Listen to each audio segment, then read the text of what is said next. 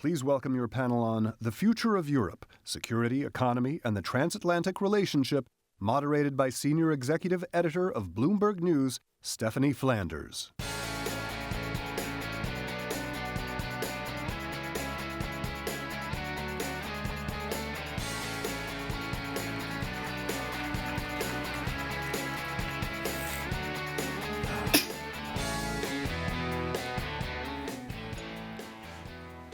Well, welcome to the future of Europe. Day 3 of Milken, and you finally got around to thinking about Europe. I think that's fine. We have a lot to discuss, but I think we should also try and sort of reset our gauge a little bit in thinking about Europe. I've sat in a lot of these kind of conversations, and in fact, a former boss of mine used to say there are many shortcomings of the European economy, and the biggest one is a shortage of optimism. We tend to have just inveterate pessimism about Europe. So maybe we should remember, we saw this week, actually, GDP figures. Growth in the Eurozone not as bad as people were expecting. Europe is creating jobs.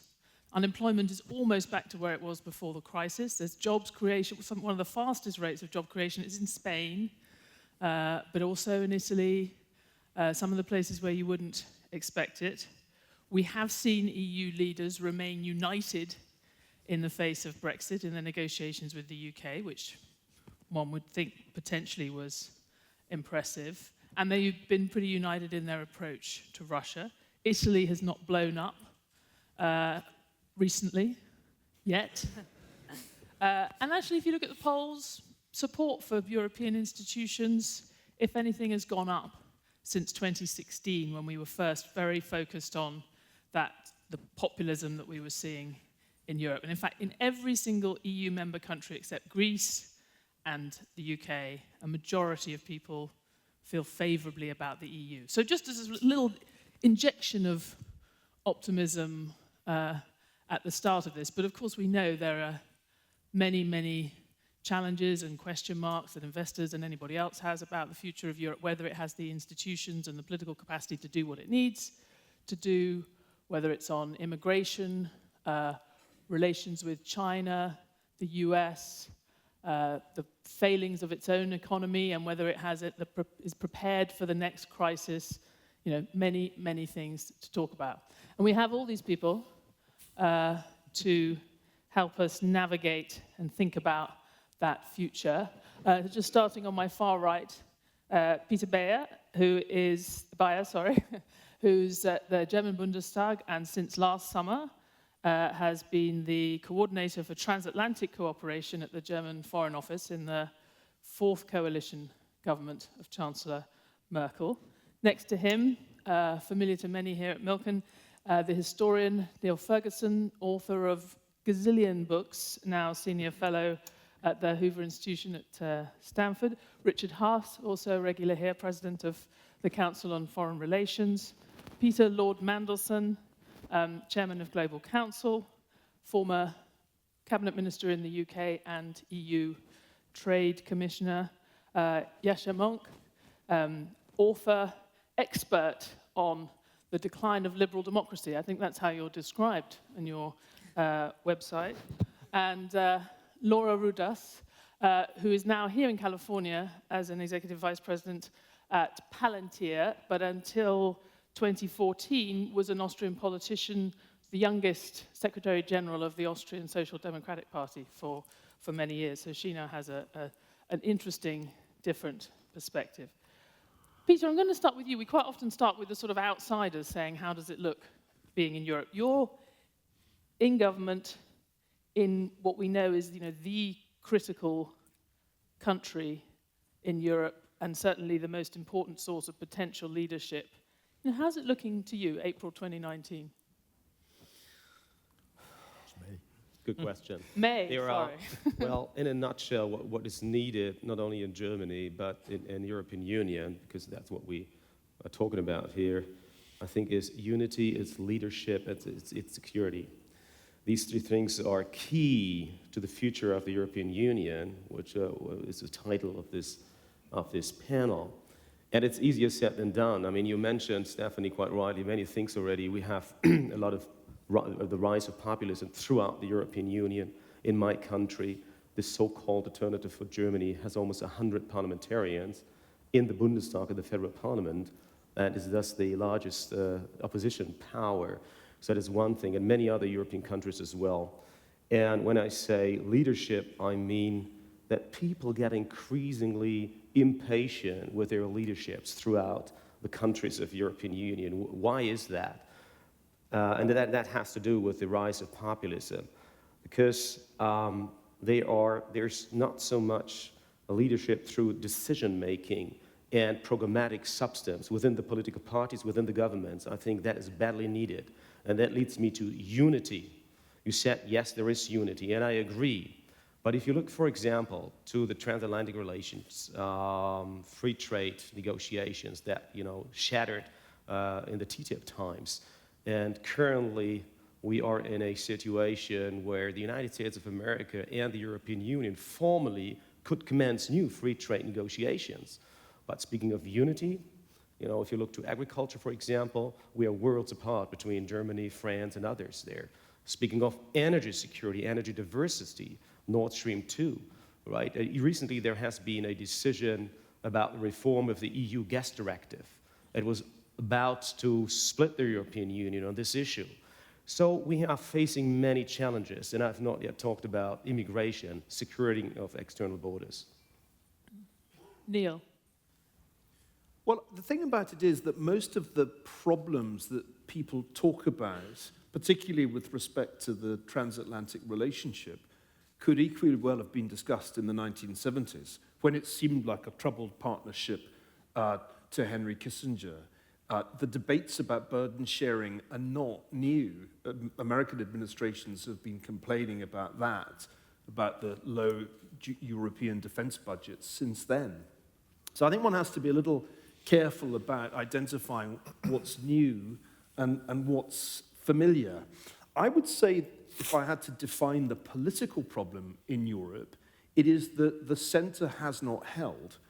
It's really that social democracy and Christian democracy that were the dominant political forces in Europe after World War II have lost their domination, partly to the populists of the right, but not only to the populists of the right. Sometimes I think American media coverage focuses on the right and omits the fact that parties on the left, or parties that simply have reinvented the center-left, En Marche in France, Ciudadanos in Spain, have also eaten into the Christian Democrat, Social Democrat duopoly and parts. I think that's really the problem, and it makes European politics, both at the national level and at the European level, more complicated.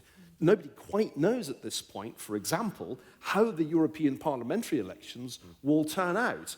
If you just read the New York Times and the Wall Street Journal, you might have a hunch that the populists of the right would do really well. But that's probably not the most important thing that will happen. The most important thing that will happen, well, it may be a function of whether Britain participates or not, will really lie at the center ground and how far it will be possible to construct some kind of viable coalition in that center ground. So that's the way I think about the political problems. The economic problems are well known, but I agree with you, Stephanie.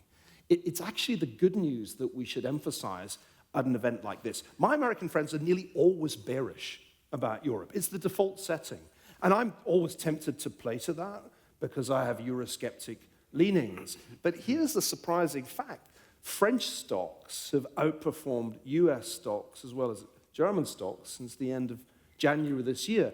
You probably heard a lot about things going badly in France, gilets jaunes, burning cathedrals, but actually Emmanuel Macron has delivered some significant reforms in France, and it's beginning to show up. So although the economic outlook isn't exactly bright for demographic and other reasons, Europe is growing very slowly, it actually looks a good deal better than it did last year, especially now that Italy is out of recession. I mean, Richard, you have a sort of a global perspective on this, and as a long-time practitioner of international policy and foreign policy from a US perspective. Is the Europe that you see now a potentially a stronger or a weaker participant in the global system than a few years ago? The short answer, Stephanie, it's a weaker or lesser participant for a couple of reasons. One is because of developments within Europe itself. It's preoccupied with Europe. There's not a lot of bandwidth left over for the rest of the world. Military capabilities, even though Europe spends quite a lot, more than the president at times seems to realize on defense, a lot of it is duplicative, and a lot of it is not particularly designed for longer-range interventionary capabilities. So it's Europe as an actor, it seems to me, doesn't particularly have the interest, the mindset, or the capability to partner with, either to act alone in many cases, and some small exceptions, and with the United States, at least, considerable divergence. There's also a mismatch. Whereas Europe was the principal, or a principal, venue of international relations in the 20th century, 2 world wars and a Cold War, I would argue in many ways less so in the 21st century. To the extent that Asia is a much more critical venue where demography, economic, and military capacities all collide, Europe is not positioned geographically, and again doesn't have the reach in certain ways to be a central protagonist in that part of the world. I thought that the highlight or the golden age of Atlanticism, I thought, was already fading in some ways 20, 30 years ago, where it had been central to the Cold War era of history. It was not, to me, central to the post-Cold War era of history. When I first argued that 25 years ago, I didn't argue it as an anti-European thing, simply as a fact of life. And I think the combination of American foreign policy and developments within Europe have reinforced that. So it's when I worked at the White House, which was then 30 years ago, in any crisis, the first thing you would do is you'd go into the Oval Office with a set of telephone numbers, almost all of which had European prefixes. I don't think that's the natural instinct now. In many cases, if there's a crisis, whether it's in Venezuela, like we're seeing today, or in parts of the Middle East, certainly if there's a Taiwan crisis or a South China Sea crisis, the telephone prefixes will not be European for the most part, which is not to say it's, again, quickly, it's unimportant. One can imagine scenarios involving Russia or so forth where Europe will obviously be pivotal.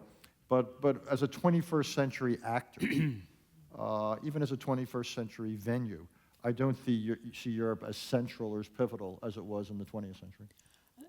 Peter, I mean, a lot of people would have a version of that view, certainly looking from outside of Europe. It feels less relevant. It feels like less of a key player in the system.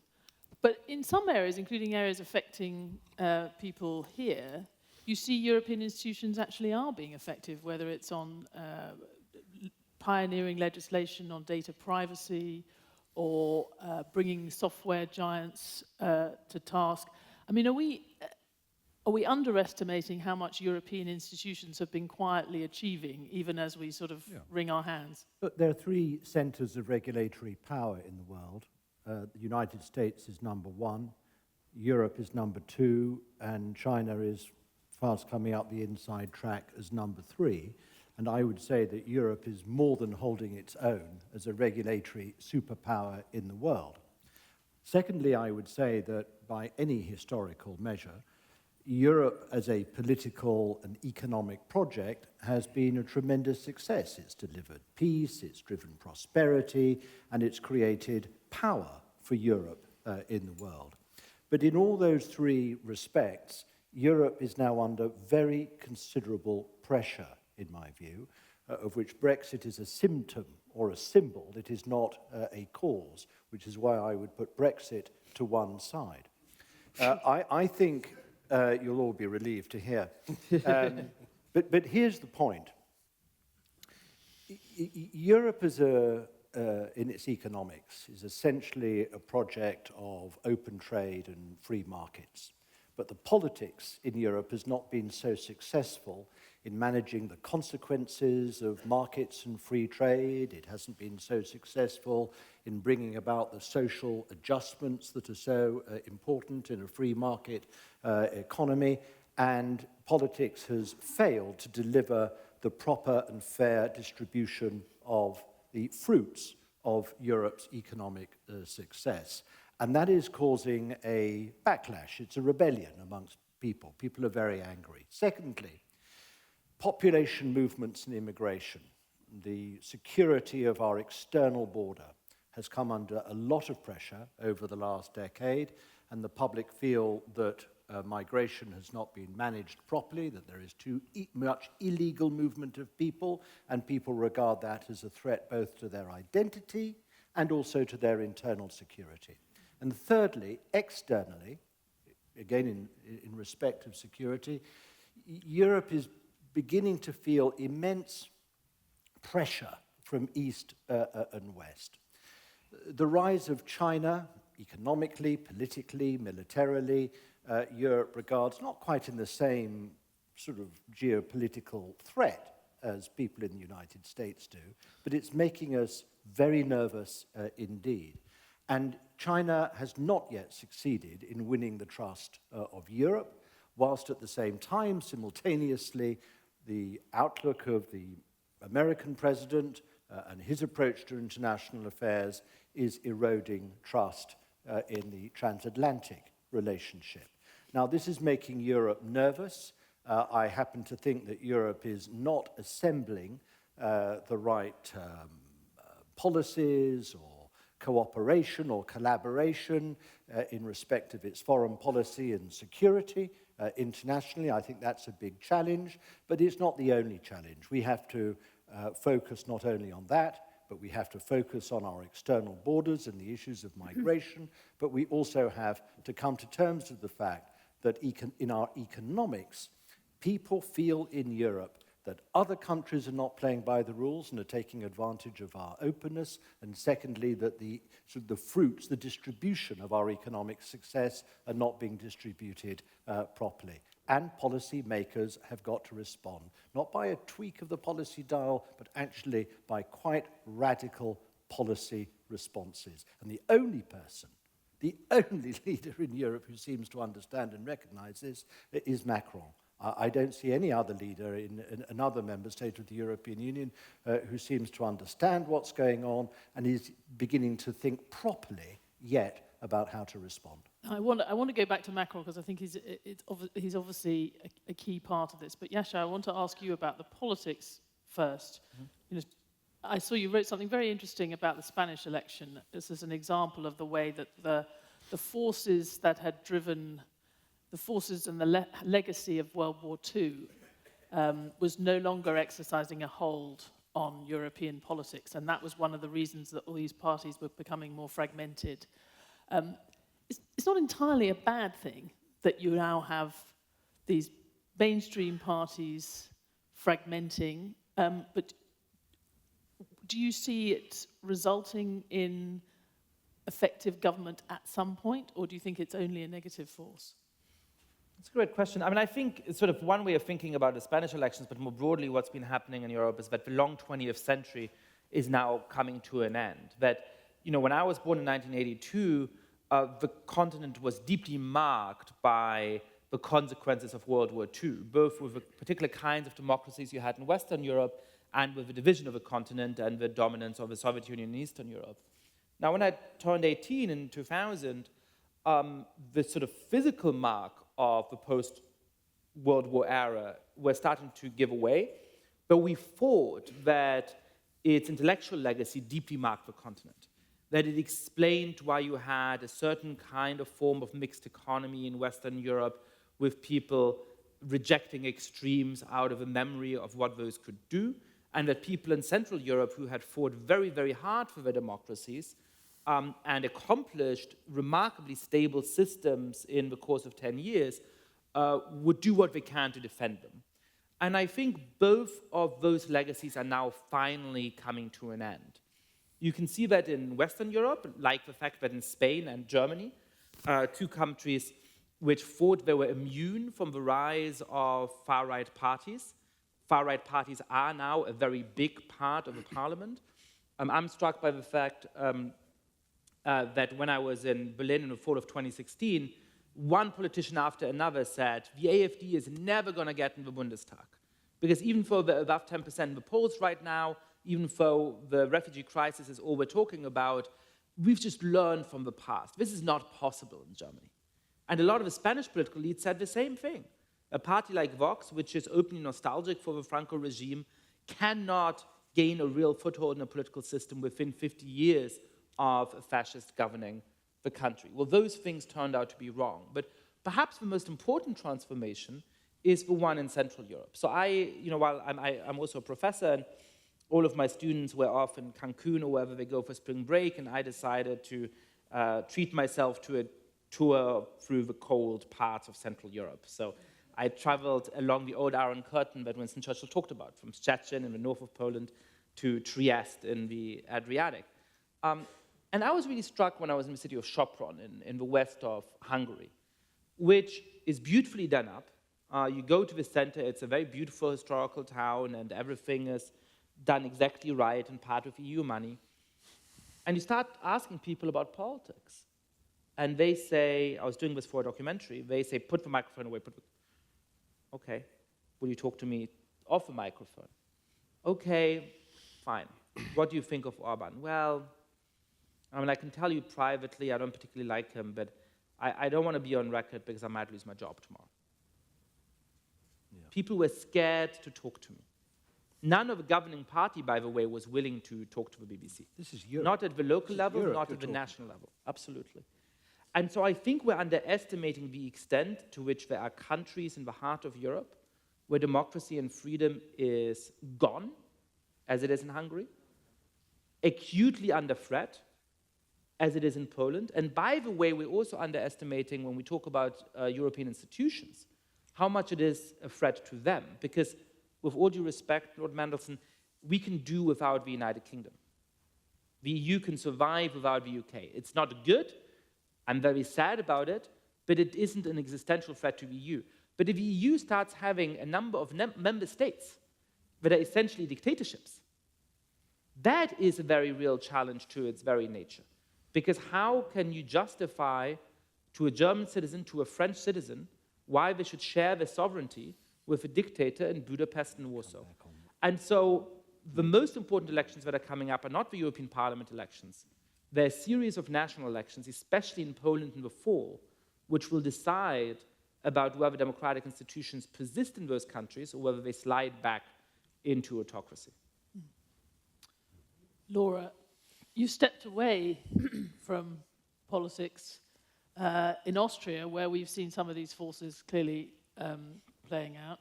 And now when you are interacting in Europe, you're at a very different context, working with dynamic, big European companies.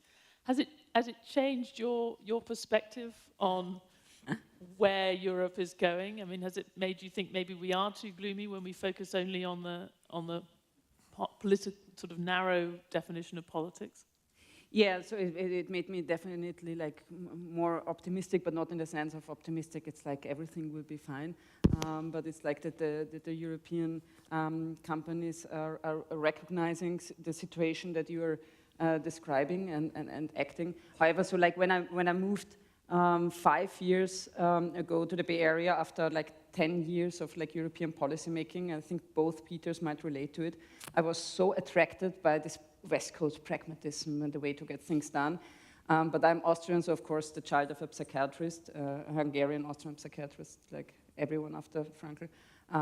So I have a deep desire to search after the why, and I think in the Bay Area is dominated by companies who their mission is like find new business models, move fast, and disrupt existing ones.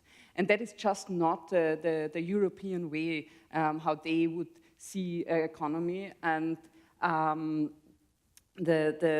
like I had the fortune to like meet a company that bridges the spheres between the established traditional governmental and commercial or companies and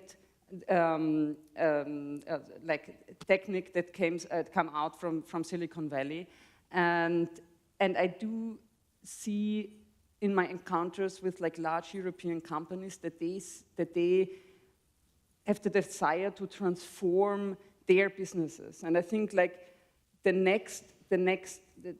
like if we don't manage to arm the traditional established large corporates with technology, if we don't manage to transform them, if we don't arm them against digital attackers, then we will see that the value created will shift towards fewer and fewer companies and fewer heads, and that will change the social and democratic system in Europe, how we know and how I appreciate it.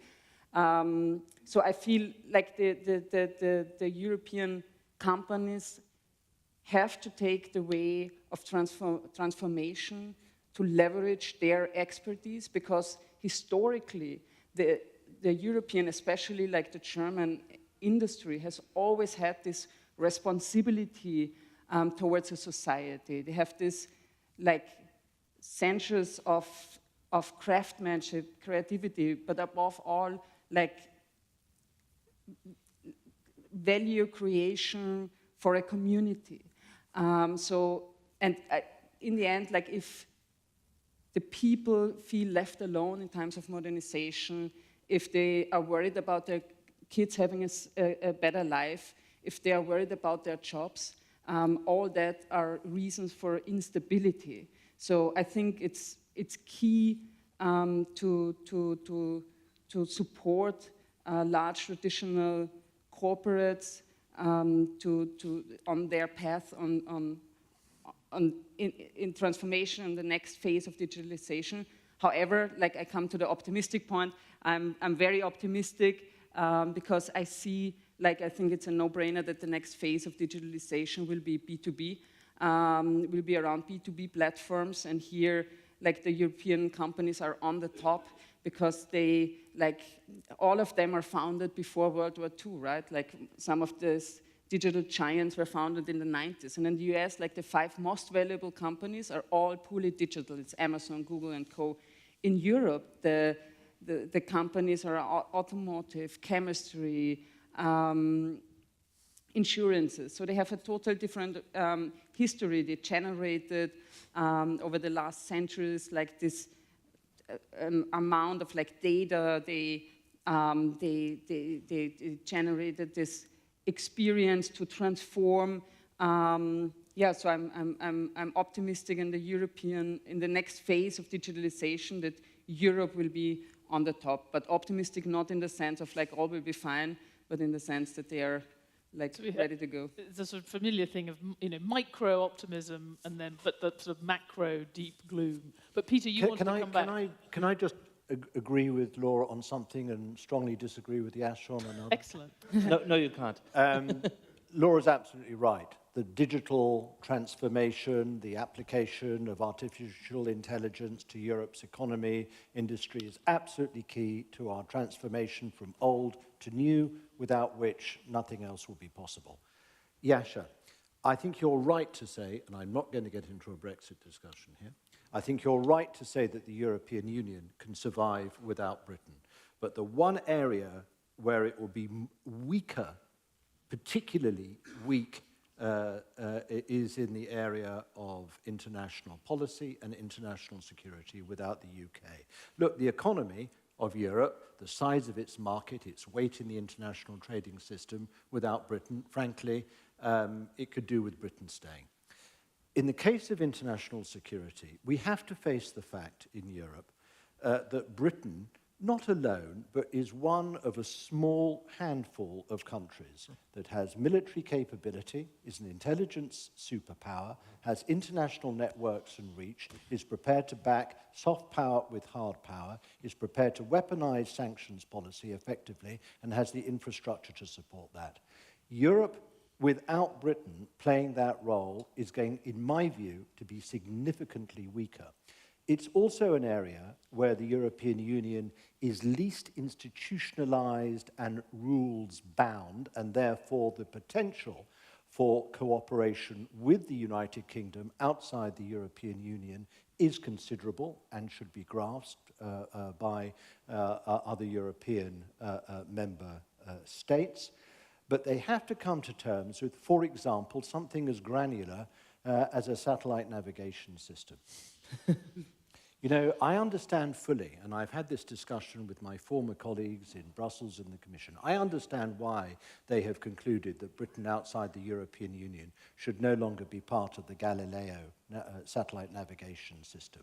But without Britain being part of that, we will be significantly less able to be a major defense industrial partner with France, and as a result of that, undermining of defense manufacturing and procurement, Europe will, in the long term, be weaker for it. And therefore, Europe has to consider very carefully, in my view. Leave aside the economics and trade. I could wax eloquently about that for hours. I'll spare you all. But for goodness sake, don't cut your noses off to spite your faces or to save your pride by artificially and unnecessarily excluding Britain from your international security and cooperation arrangements. Okay, and the rule, just so you know, the rule I established beforehand about Brexit was we couldn't talk about it except as it affected Europe, but none of the sort of, we've already done plenty of navel-gazing around the UK. I think that we've sort of officially adopted the British definition of Europe, which is to say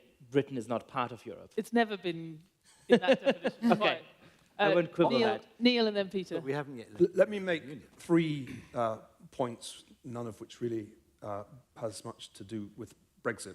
First of all, let's reflect on the fact that there are no big technology companies that came from Europe. And that is a puzzle that future economic historians will have to grapple with. Why was it China rather than Europe that produced the competitors of the so-called FANG companies of Silicon Valley and nearby?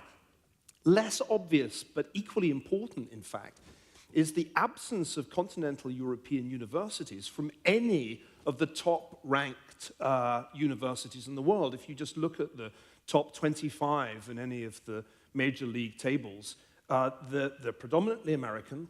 And then where do the other top universities come from? I'll tell you.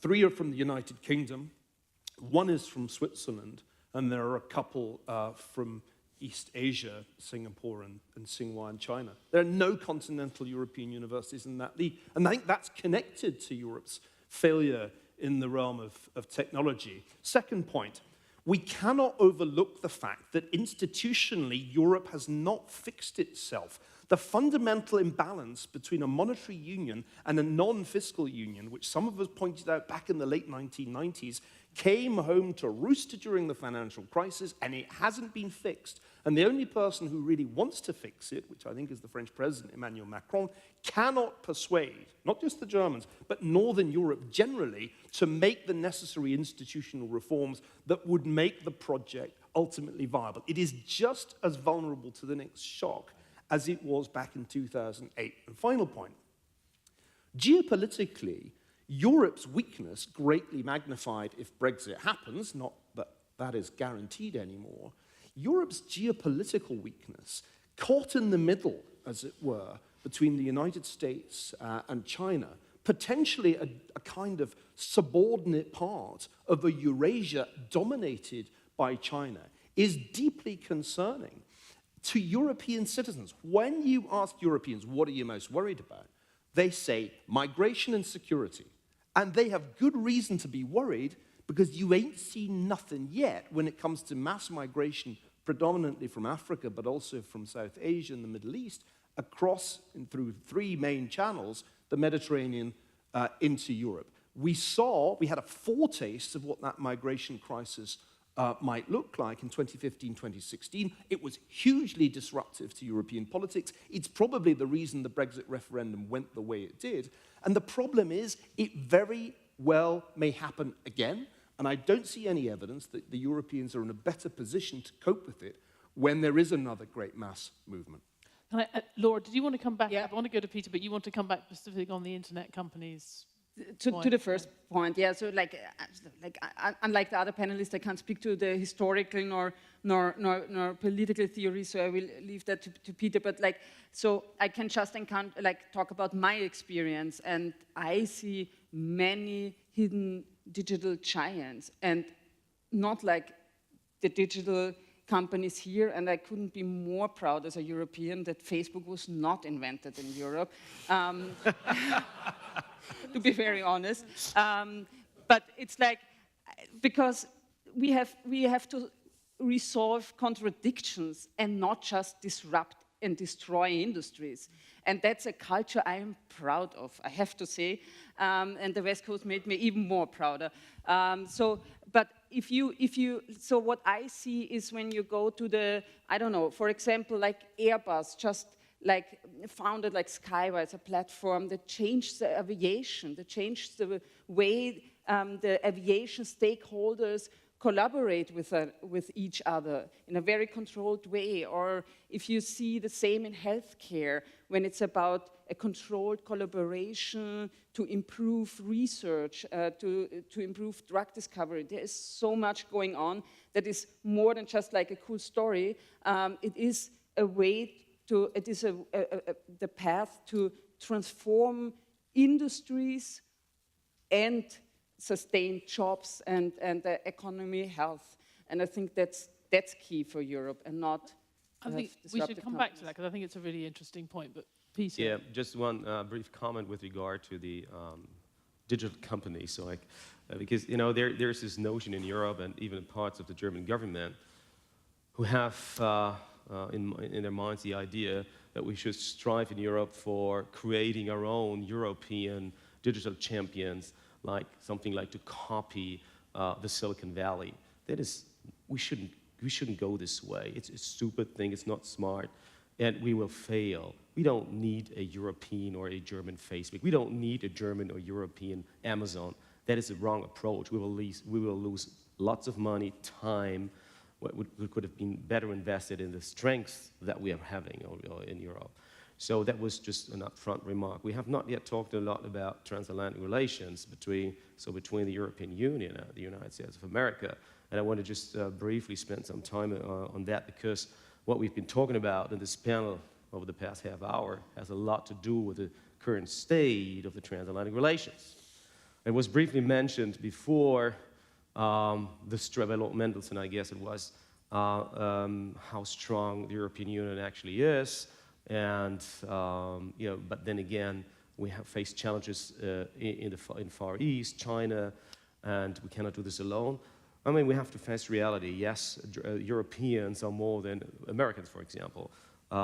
Even after the British are out of the European Union, we are an even much stronger economy than the United States of America. What I want to say is that links to my introductory remarks at the very beginning of the panel, speaking of unity.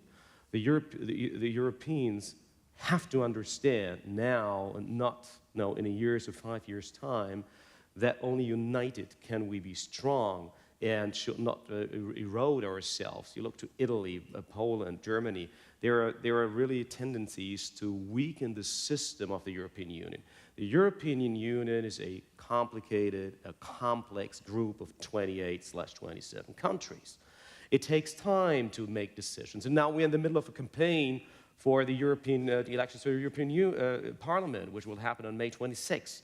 So it even consumes time to get, to move on there. And now I come to the transatlantic relations. You have a US president sitting in the Oval Office who is a very, very impatient guy. He has waited almost a year since the last meeting of the president of EU Commission, Jean-Claude Juncker, in July last year when he met with Donald Trump in the Oval Office. They found some kind of agreement on not only soybeans and medical devices and LNG, but they also agreed on there will be no further sanctions or tariffs on cars, for example, or other services and goods on European services and goods, for as long as we are in the process of talking to each other. But he wants to see in advance. And I'm a little bit embarrassed and even ashamed to have to say Donald Trump is right in many ways. I'm getting increasingly impatient with ourselves over in Germany and in Europe. I demand of those in the top positions in the government, in the chancellery, in the Élysée Palace, to overcome these national interests and to understand that Europe, they will keep on talking in their Sunday speeches. Europe needs to be united and we need to be strong, but then deliver. But the strengthening of the transatlantic relations, which is badly needed for prosperity and wealth and stability and peace for the future, has a lot to do with making decisions and to get things done and to move on. People, our citizens that we represent, are getting impatient, and that contributes to the rise of the populism. So if you look to the Far East again, I'm coming up with that point, to China, I could only imagine that they keep laughing, right? They are doing their Belt and Road Initiative, and a European Union government like Italy is doing, signing agreements with them, weakening thus the European Union, and then also weakening by that the transatlantic relations. We should understand that the European Union, united together with the United States of America, as difficult as it currently seems to be, and actually is, because we have to face realities, only can be together, face the strategic challenges that are coming from China. And I don't want to live by the roots of the Chinese with less environmental standards, less labor standards, lower labor standards, death penalty, rule of law, and all the other nice things. So we need to understand that the West, the transatlantic relationships, can only be strong, and we can secure the prosperity in this country, in my country, and other countries when we stand together. And that's, in these difficult times that we're currently facing, the transatlantic relations, it is now the time to actually not turn away from each other and wait until Donald Trump is not there anymore. Because the situation will not change, there's no time to waste, and now is the time to turn to each other and face each other and intensify the negotiations. Okay, and I knew you were Very briefly, and then Richard. it is news when a German says something positive about President Trump, because there's no country in the world that has. It was not about Donald Trump, it was actually about our own interests. It means you understand. But you said the president is right, and one rarely hears that in California too, so I'm going to highlight it doubly. Actually, he is right on the defense issue. He's been consistently right on that. But here's a critical point, Stephanie. We're actually quite close to a showdown over trade. It's conceivable that President Trump could impose, or at least threaten to impose, automobile tariffs this month. We're now in May. I would give that a 50% probability. The weak link in the European economy this year has been Germany, and it's weak because Germany's business model is, in particular, automobile exports. It's in particular the export of high-quality engineering. So let's not omit from this discussion the very real possibility that we could be reading in the news in Bloomberg and the FT and the Wall Street Journal of a new trade war between the US and Europe in just a matter of days. Richard. Okay, so at the risk of being Debbie Downer here, about the transatlantic relationship, let's just go back to the origins of it. It was at a time when the central challenges in the world were in Europe. That was the principal venue of post-World War II international relations. You still had the countries like Britain and France that came out of the wars as pivotal allies of the United States. The United States was still a country where demographically and politically we were very much still an Atlantic-facing, Atlantic-origin society. I would say none of those things is true right now. We have changed a lot as a country in terms of our demographics, our composition, our distribution. Europe has changed fundamentally. I think the European project, I agree with Peter, was a great accomplishment, but going forward, it seems to me the challenge will be less to make advance than it will to avoid backsliding. And I would think the relationship between Brussels and capitals is shifting very much towards capitals rather than towards Brussels. And again, if China is if China's rise and how it elects to use its considerable capacity is the major strategic challenge of the next few decades, it's difficult to me to see how Europe is a central partner of the United States in contending with that challenge. Asian and Pacific allies, I would think, are much more significant. So again, I think it's great to talk about the recovery of the Atlantic Alliance, but I just don't see it happening, in part for European reasons, apart for us. And I'd say one other thing, this idea that when Donald Trump departs the scene, the United States goes back to be this United States that people remember with fond nostalgia. I would suggest that's not going to happen. There's elements of Trumpism to which Mr. Trump is as much a reflection as a cause. Yes, he's an accelerant, he's an intensifier. The next president is unlikely to fire off as many tweets. But elements of Trump's foreign policy are reflective of where the United States is. Some of them can be traced back to his predecessor, particularly in dialing back the American involvement in the world. And I would give you one or two immediate examples. I think it's highly unlikely in the trade front that the Congress of the United States will pass the new NAFTA agreement, the USMCA. You just do not have consensus in this country, in the United States now, about a trade agenda. Donald Trump didn't invent that. That was what, in some ways, again, he is reflecting. The reaction to Afghanistan and Iraq, he did not invent that. A lot of that we saw in the previous administration. That will be there. Read what Elizabeth Warren wrote in our magazine in Foreign Affairs. Interesting overlap between her views of American foreign policy and Mr. Trump. So the idea that there's somehow a golden age of U.S.-European relations around the corner, as much as I'd like to see it, I'm afraid is unlikely to materialize. Okay, we're going to... Just briefly, then you completely misunderstood me. If you think that I'm living in a transatlantic nostalgic dream. On the contrary, we have to build it anew, not looking back, but to the future. We're going to run out of time. Everyone said a lot of interesting things, but we've covered so much ground, and we've only got about 10 minutes. Let me go back to one thing, or go to one thing which I think people in the audience will be wondering about how it feeds into all of this. In the next year, Europe's going to get a new president of the European Parliament, the European Council, the European Commission, and the European Central Bank. So all those names that you learned, you're going to have to learn new ones. Peter, how, at the end of the year, with that new set of people in place, what chance that they will be put Europe in a stronger position institutionally to respond to some of these things? Like Macron's agenda, for example, is he going to be more or less likely to move forward? It is true that there will be a new political guard. It will change. We have a movement of the political cycle in Europe, and therefore we will have new European Commission, new President of the Commission, new President of the European Council, a whole new European Parliament. I am not optimistic at this stage that Macron will find the necessary ally he needs in Berlin, either from Mrs. Merkel or from her successor, one assumes AKK. AKK, from what I've read of her views, is not buying in to the analysis of Europe's predicament. She is not working out, as far as I can see, what Europe has got to do and how it's got to respond to those different pressure points that we've been discussing here. She will make a higher priority of dealing with migration and population movement, tick that box, and she's on the same page as Macron on that.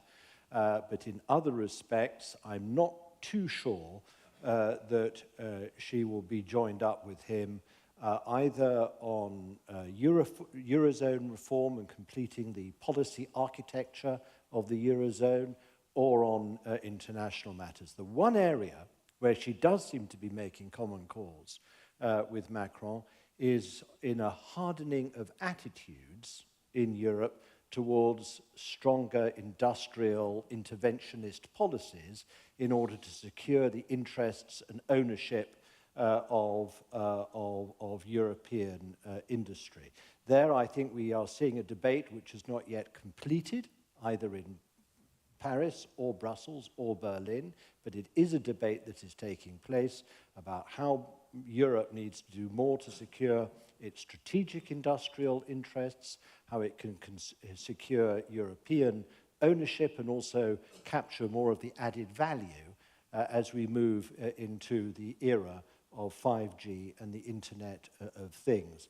In the European Parliament, last point, you will find the Commission politically more diverse, if I can put it like that, actually fragmented, because there will be different commissioners coming from all sorts of different member states and national capitals and political parties.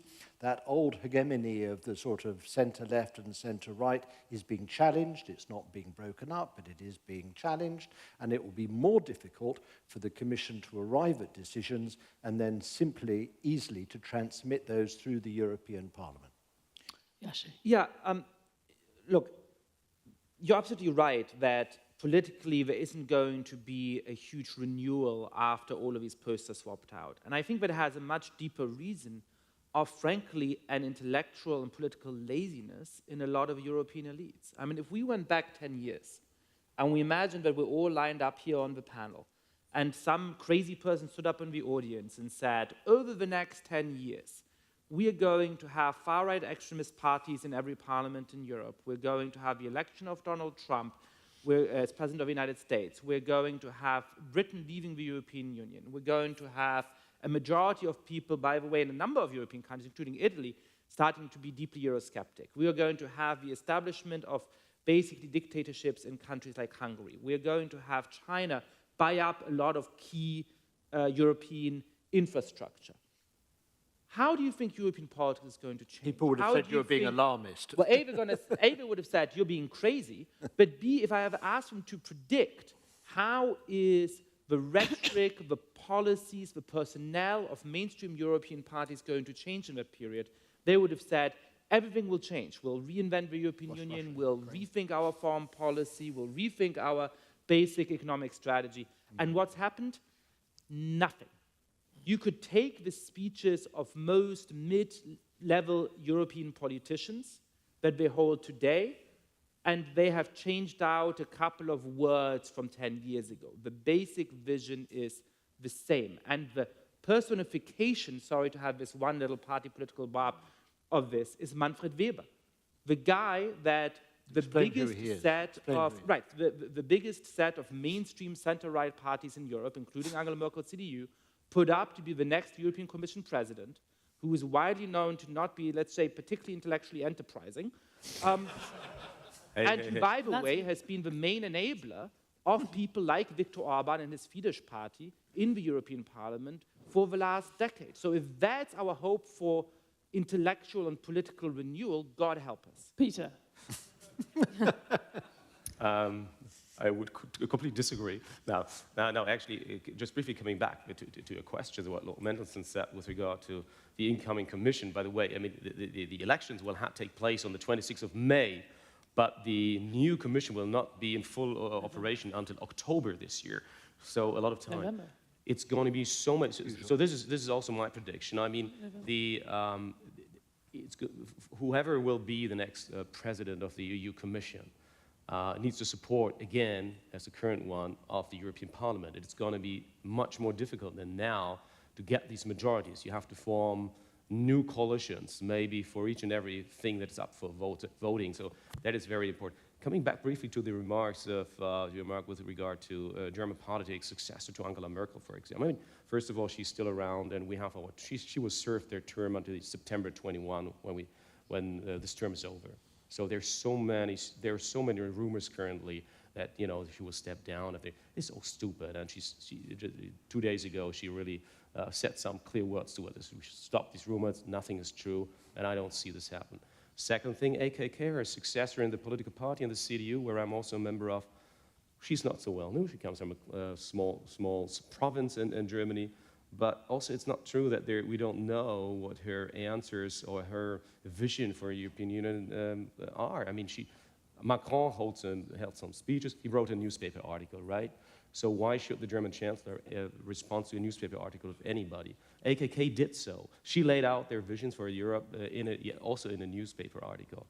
And currently, she's campaigning. Angela Merkel is not campaigning so much in this European campaign for the European elections. AKK does.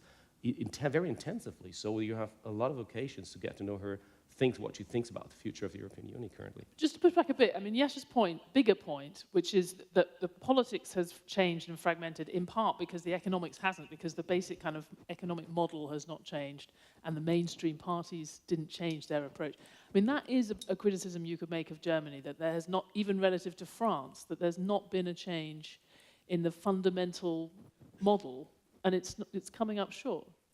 Yeah, sure. I mean, it's one of the big questions that we have, that we're facing internally in the European Union. And it is absolutely right that, you know, with the introduction of the single European currency and with all the banking systems, that we, you know, I would not agree so much that nothing has been done, and that if there would be yet another financial crisis, a banking crisis in Europe, that we would be hit as hard as in 2008 or 9 or after this. I don't think that was going to be happen, but a lot of things needs to be done. I know that with regard to financial integration, budget integration in Europe, I want to see much more integration of that, because we need, you know, we are talking so many times about securing our external borders, but there are virtual borders in the banking sector, the financial sector, the budget sector, that needs to be protected as well, because there are threats to come, and we need to stand united there as well. So that is going to be, apart from, you know, immigration, migration, everything, one of the biggest challenges in Europe, and the political parties and the governments need to prepare for that. We're going to run out of time, and I want to very briefly, certainly Neil and Richard, and go back to Laura. You know, you could listen to this conversation. I mean, a lot of the things we're talking about are not unique to Europe. We talk about lazy elites, you know, not realizing that things are not working for too many people. The pace of change and globalization not working for people, struggling with immigration. I mean, these are things that everybody, and certainly America's dealing with. Isn't it possible, Neil, and Richard, that when we look back, actually Europe has, at least at the national level, quite a lot of experience, quite a lot of policies, more than the US, for getting people through these kind of transitions, some of these challenges, whether it's training people or taking your workforce through transformation. You know, are we underplaying the strengths that Europe has on those same challenges everybody faces? Stephanie, we're almost out of time. I'll be very brief. All that Europe has is, at the national level, more powerful instruments for redistribution than are thus far regarded as desirable in the United States. To Yasha, actually 10 years ago I did predict there'd be a massive populist backlash because of the financial crisis, and it happened pretty much as expected. But you're right, the elites in Europe have been extremely slow to respond. I'll leave you with this thought. The other thing we've assumed about Europe, really since the inception of the process of European integration, was that it would be dominated by a Franco-German partnership. And that is still the assumption behind our planning for the future institutional leadership. A German will get the Commission and a Frenchman will get the ECB. That's the way people talk. I bet it doesn't turn out that way, and I bet over time that Franco-German partnership is simply going to be overwhelmed by populist governments in one country after another until the populists can block any further integration. Richard, then. 2 quick points. I'd be remiss if I didn't object to the phrase lazy elites. It's a joke. Really hard. Yeah, exactly. 1, to become elite, and then 2, 1 works hard to stay there. Only European ones. Complacent. Richard, Maybe we say Just say one- complacent elite. Okay. And seriously, I think you're onto something important. All these countries are going to be hit by a massive tidal wave of job displacement because of artificial intelligence, robotics, autonomous vehicles, and the rest. And I think what we're seeing in Europe in many cases is more advanced than the United States, often offers models for mid-career, midlife retraining, education, and so forth, large partnerships between local governments, firms, academic institutions, online efforts, and so forth. And I actually think that's one area where the European model looks pretty good. I think the one thing we're missing in this discussion is addressing China properly. We're not doing it in 7 seconds. We're not going to do it. Peter. Hold on, let me make my point. China is the biggest existential challenge this century, both for the United States and Europe. At the moment, you can only see us squaring up to China if the United States and Europe see eye to eye in how we approach China. We are at the moment not doing so. Europe wants to make a partner of China. It wants to build bridges with China, literally and figuratively. The United States, in contrast, essentially wants to contain and possibly even potentially defeat China. The only way in which either of us are going to deal with China is by acting together, and at the moment, we're not doing so. Agreed. Absolutely. Yes, do you have one tiny one, or do you want? Oh, it's fine. Okay, then. I mean, Laura, I want to end with a bit of the micro. You know, we've also heard from Richard. There is a sense that the big picture, we can pick a lot of holes in the European system. But you mentioned also this idea that, in fact, inside companies, in this kind of managed disruption, there's some positive stuff there that maybe could teach Silicon Valley a thing or two. Absolutely. Like, I think the ability to transform, the creativity and the way they take like the workforce on their way to transformation. I think we shouldn't underestimate Europe, because like they went through some stuff already historically, and I'm very optimistic on their next phase. Okay, I think that's an excellent place to finish. Thank you very much to all of you. Yeah, it was a pleasure. Thank you very much.